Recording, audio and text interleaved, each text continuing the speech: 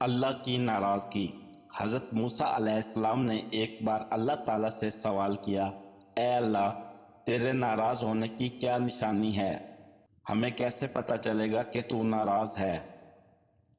تو اللہ تعالیٰ نے فرمایا، جب تو دیکھے بارشیں بغیر موسم کے ہو رہی ہیں، حکومت بیوقوفوں کے پاس ہے، مال بخیلوں کے پاس ہے، تو سمجھ لینا میں ناراض ہوں۔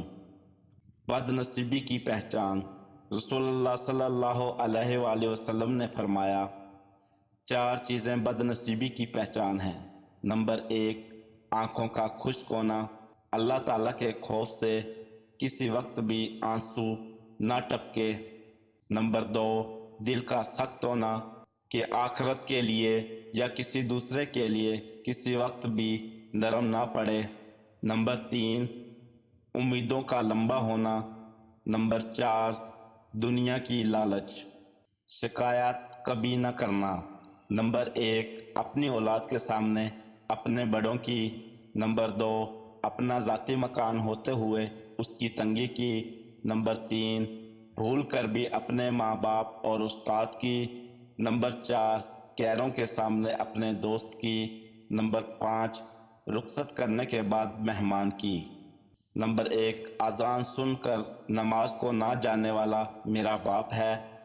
نمبر 2، امام سے پہلے رکوع سجدہ کرنے والا میرا بیٹا ہے۔ نمبر 3، مہمان کے آنے پر منہ چڑھانے والی میری ماں ہے۔ نمبر 4، سر پر دوپٹہ نہ کرنے والی میری بہن ہے۔ نمبر 5، بسم اللہ کے بغیر کھانا کھانے والی میری اولاد ہے۔